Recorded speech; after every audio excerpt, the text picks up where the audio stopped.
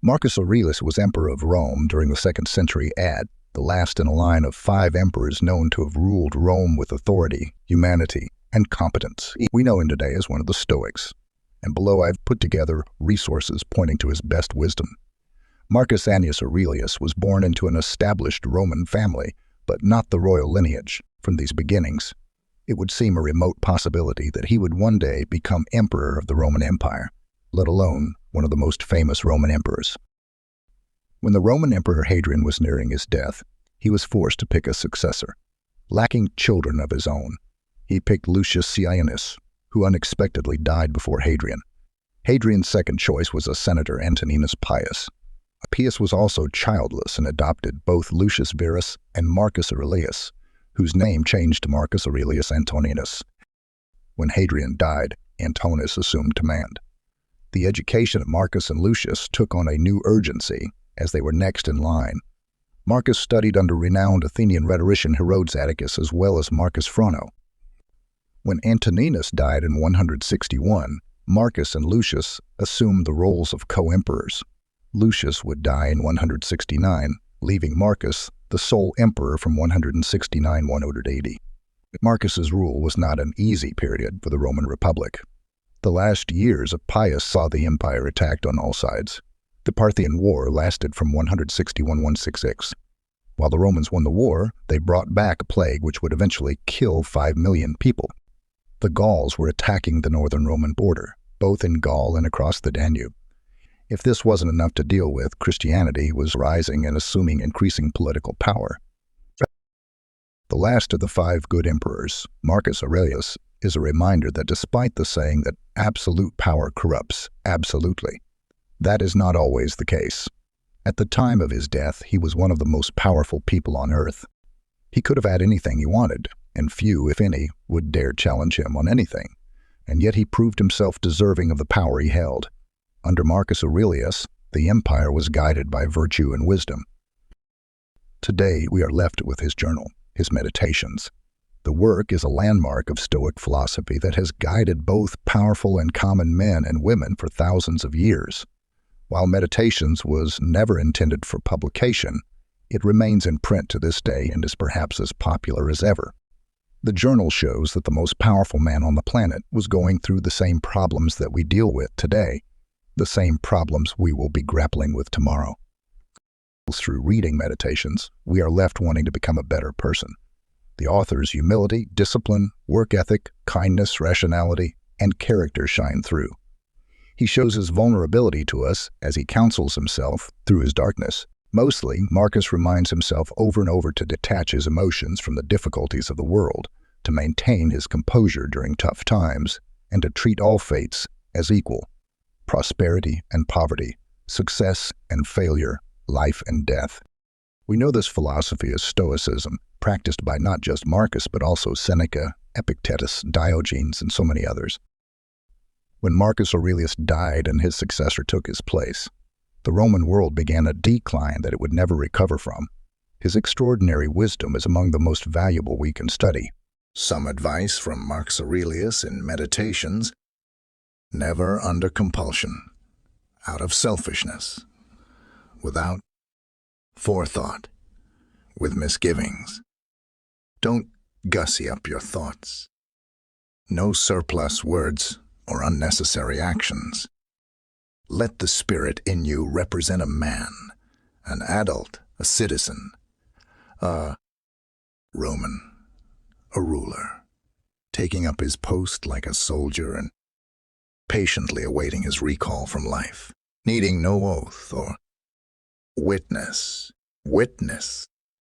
cheerfulness, without requiring other people's help, or serenity supplied by others. To stand up straight, not straightened. Later, he adds this bit of timeless wisdom: never regard something as doing you good if it makes you betray a trust, or lose your sense of shame, or makes you show hatred, suspicion, ill will, or hypocrisy, or a desire for things best done behind closed doors. 4 habits of thought to eliminate.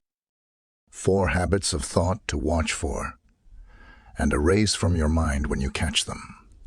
Tell yourself, this thought is unnecessary. This one is destructive to the people around you. This wouldn't be what you really think.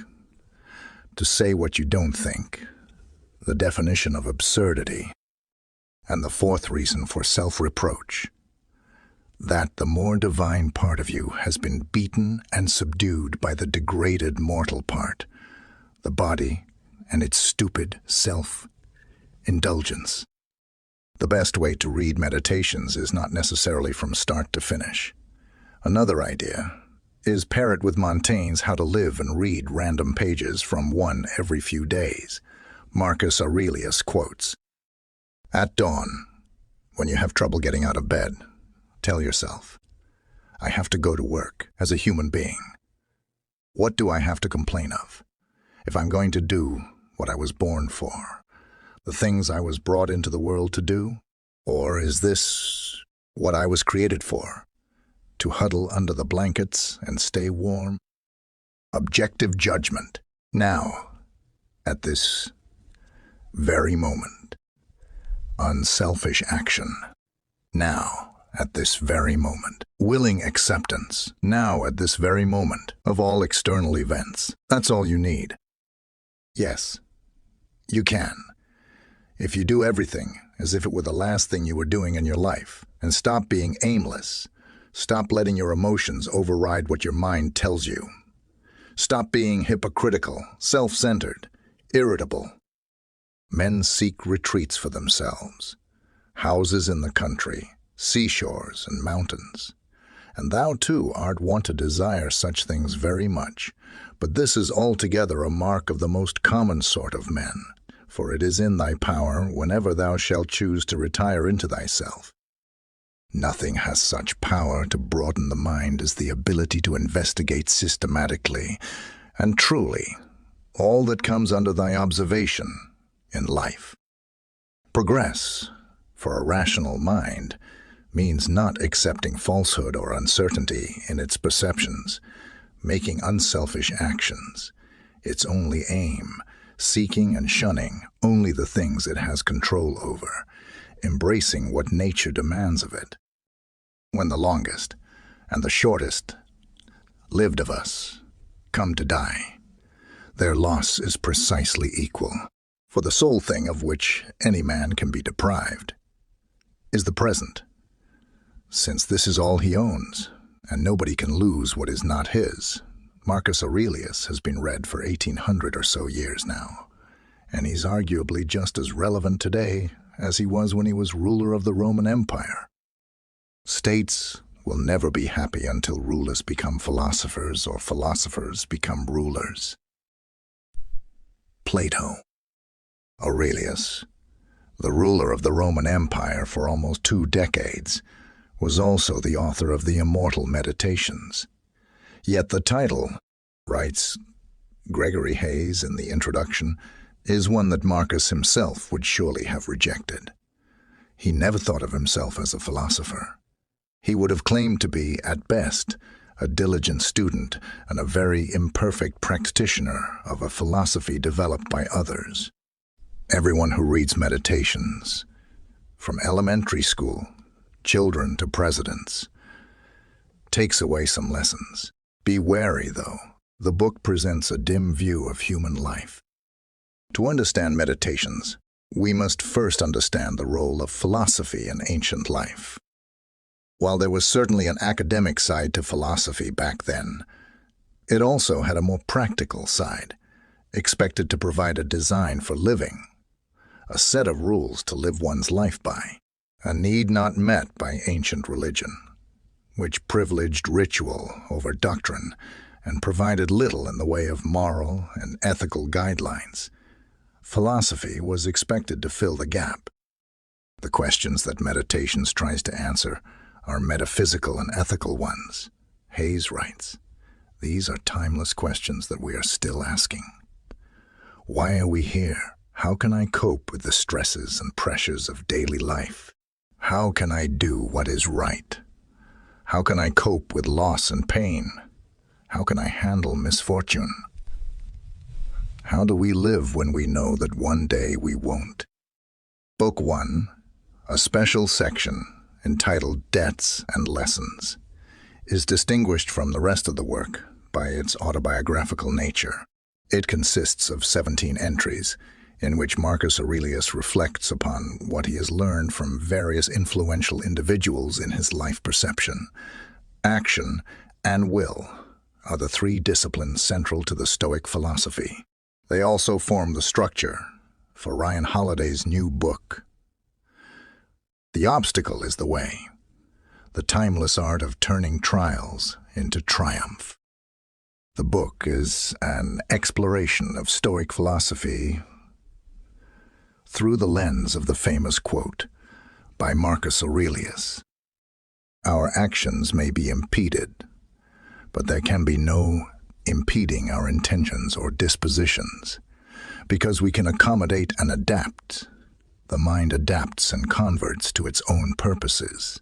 The obstacle to our acting, the impediment to action, advances action. What stands in the way becomes the way.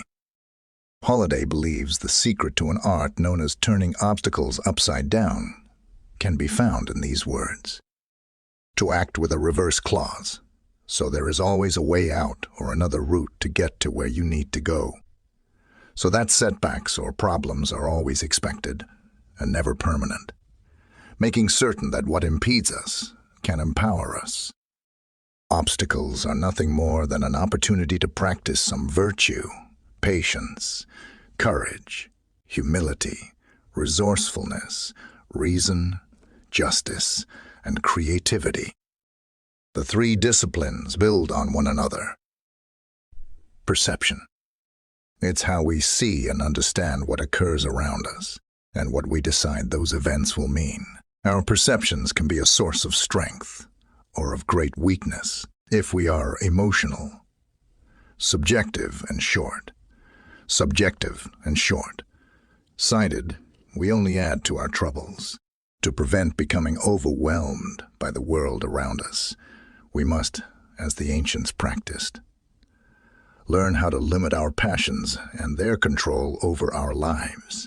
It takes skill and discipline to bat away the pests of bad perceptions, to separate reliable signals from deceptive ones, to filter out prejudice, expectation, and fear.